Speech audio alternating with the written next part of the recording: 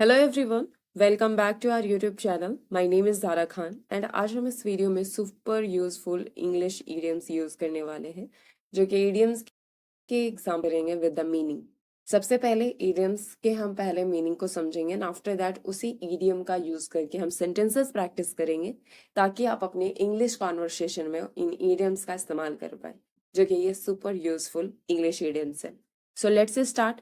Eat your words. Eat your words का मतलब होता है अपनी कही हुई बात को गलत साबित होते देखना और उसको वापस लेना। क्या होता है? ईट योर वर्ड्स, अपनी कही हुई बात को गलत साबित होते देखना और उसे वापस ले लेना। To admit you were wrong. Example check करेंगे। उसने कहा था, ही सेड, मैं जीत नहीं सकता, आई कुडंट विन, लेकिन मैं जीता, बट आई वॉन। इसलिए उसे अपनी बात वापस लेनी पड़ी। So he had to eat his words. Now next हम चेक करेंगे kick the bucket. Kick the bucket का मतलब होता है मर जाना, यानी मजाक के अंदाज में हंसते हंसते हम बोलते हैं, राइट। मीनिंग चेक करेंगे। To die, used humorously. Example check करेंगे। वह बुजुर्ग कल रात गुजर गया, यानी कि the old man kicked the bucket last night. Now next, hit the ceiling. Hit the ceiling का मतलब होता है बहुत ज्यादा गुस्सा होना, बहुत ही ज्यादा गुस्सा होना, एंग्री से भी ज्यादा। सो इसका मतलब क्या होता है? टू गेट एक्सट्रीमली एंग्री, बहुत ही ज्यादा गुस्सा होना। एग्जाम्पल चेक करेंगे। जब मैंने पापा को फोन तोड़ दिया तो वह गुस्से से आग बबूला हो गए, यानी बहुत ही ज्यादा एक्सट्रीमली एंग्री हो गए।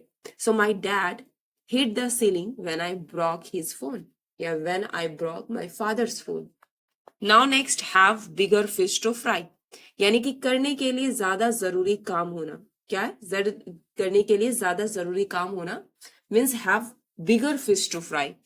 मीनिंग क्या है? To have more important things to do, यानी कि बहुत ही ज्यादा इंपॉर्टेंट चीजें होना करने के लिए।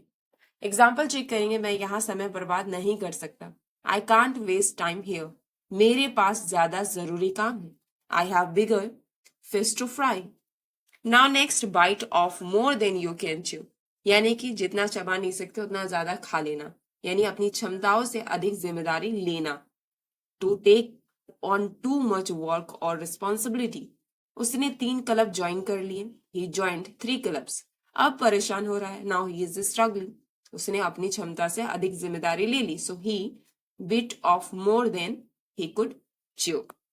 Now next, a penny for your thoughts. इसका मतलब होता है तुम क्या सोच रहे हो। A penny of your thoughts, asking someone what they are thinking. Example check करेंगे। तुम खोए हुए लग रहे हो, क्या सोच रहे हो, you look lost, a penny for your thoughts. Now next, put a sock in it. Put a sock in it का मतलब होता है चुप रहना, meaning to tell someone to be quiet. वह बहुत बोल रहा था, he was talking too much, तो मैंने कहा कि चुप हो जाओ, so I told him to put a sock in it. Now next, when pigs fly. When pigs fly का मतलब होता है कभी ना होने वाली चीज, something that will never happen. Example check करेंगे। उसने कहा कि अपना कमरा साफ कर लेगा, लेकिन ऐसा तो कभी नहीं होगा, he said he would clean his room, but that will happen when pigs fly, यानी कि व्हेन पिग्स फ्लाई, जो कि कभी नहीं होने वाली चीज है, पॉसिबल ही नहीं है। सो दैट टाइम पर हम इस इडियम का इस्तेमाल करेंगे। होल्ड योर हॉर्सेस मतलब होता है धैर्य रखो, बी पेशेंस। एग्जाम्पल चेक करेंगे। थोड़ा धैर्य रखो, होल्ड योर हॉर्सेस, हम अभी जाने के लिए तैयार नहीं है, we are not ready to leave yet. Now next, go bananas. Go bananas का मतलब होता है बहुत उत्साहित या पागल हो जाना, टू बिकम एक्सट्रीमली एक्साइटेड और क्रेजी, गो बनानास। जब बच्चों ने आइसक्रीम ट्रक देखा तो वो बहुत उत्साहित हो गए, the kids went bananas when they saw the ice cream truck.